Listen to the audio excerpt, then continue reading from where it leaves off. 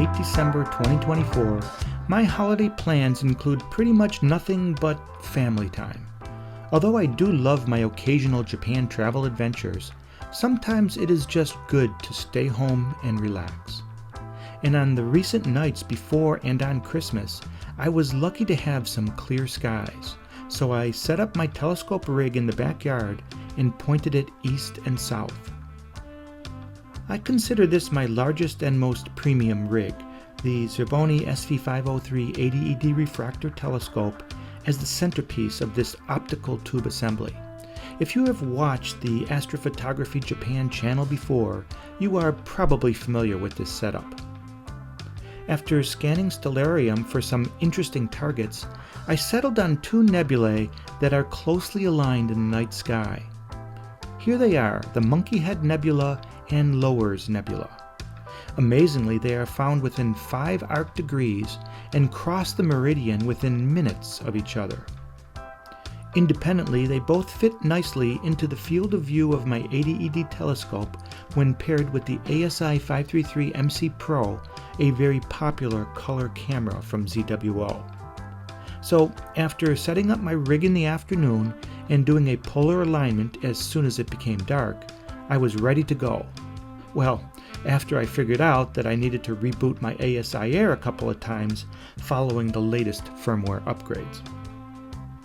I don't always know the precise details before I start my imaging, but afterwards I like to record the information and display it as you see here.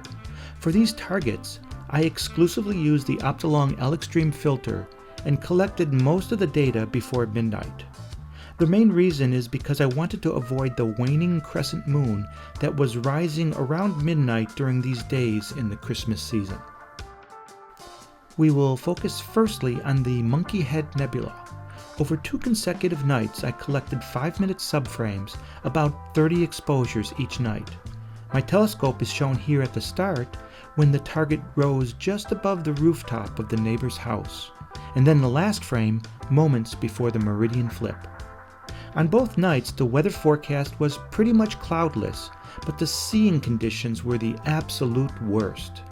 Notice on the index that seeing was expected to be between 2.5 and 3 arc-seconds resolution during this night. The next night was also the same. This telescope setup, when using the 0.8x reducer, has a theoretical resolution of 1.73 arc-seconds of sky per pixel under average seeing conditions, according to the Astronomy Tools website. But obviously, that kind of resolution was probably not possible on these nights due to the atmospheric conditions. No matter, there was nothing I could do about that. And unfortunately, this is quite common in the winter season here in the metropolitan Tokyo area. Shown here is a single frame of the Monkey Head Nebula taken at 448mm focal length using the Optolong L-Extreme filter and the OTA setup we talked about earlier. Clearly, this nebula is quite bright, as it fully stands out against the Bordeaux Class 7 Plus Yokohama light-polluted skies with only a single 5-minute exposure. This is my processed image with 310 minutes of integrated exposure time. Interestingly, for these 2 targets captured and illustrated in this video, I found that Deep Sky Stacker gave me the best stacking results compared to Cirrel and ASI Studio Deep Stack software. The signal to noise, as judged simply by eyeball, seemed superior and allowed me to create the highest contrast images and most vibrant color. Why that is the case, I don't really know, especially since I have recently started to routinely use Cirrel, but to be honest, I am no expert on how to adjust stacking parameters for tweaking results. Graxpert, GIMP, StarNet++, Topaz Denoise, and iPhoto are all part of the process as well.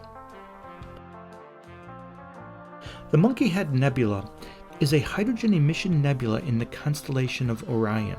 It is located about 6,400 light-years away and shines at a magnitude of around 6.8. It is also associated with an internal star cluster, which is designated NGC 2175. This nebula was discovered by a Frenchman, Eduardo Stefan, in 1877. Here is a nice close-up of my image. This is a fairly intense star-forming region with stellar winds shaping the nebula rather sharply in regions.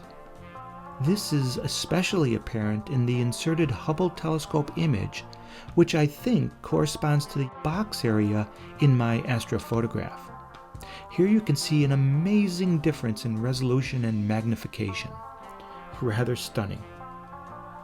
As part of my research, I usually analyze my photos in astrometry.net and Telescopius, where I post my images under the handle of JPAstroGuy, of course. As expected, the data shows this image covers about 1.46 degrees of sky along one edge of the square sensor. The image was not cropped.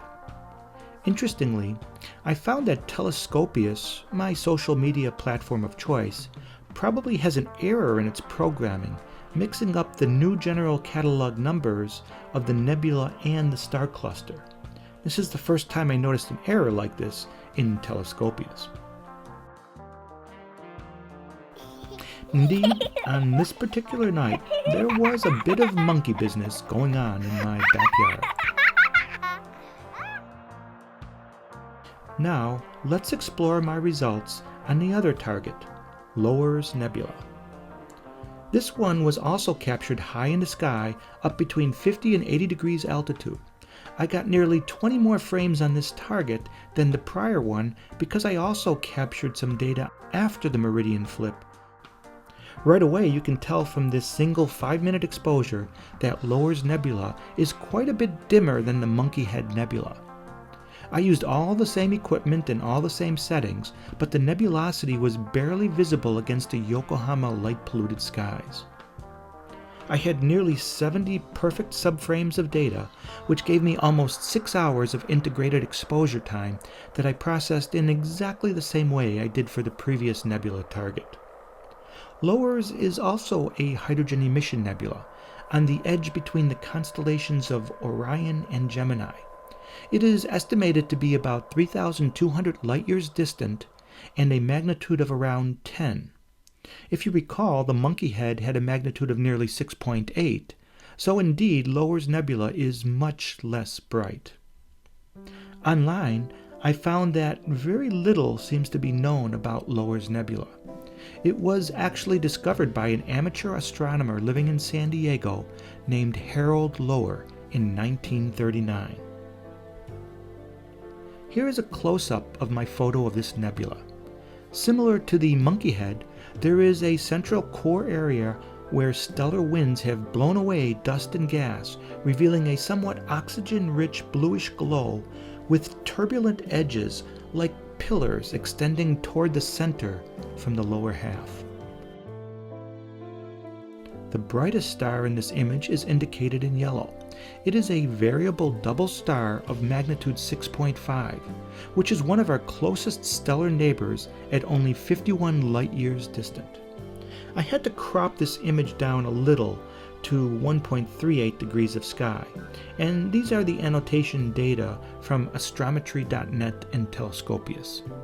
There is nothing particularly notable to point out here. However, what is interesting about this image is that it resembles a particular shape that is widely recognized in hieroglyphs from ancient Egypt, the Eye of Ra. Do you see it? I found this YouTube video on SETI Astro that explored this target in much higher definition using monochrome imaging and the Hubble palette. The images in this video are incredibly beautiful and far better than my humble photo that I shared here.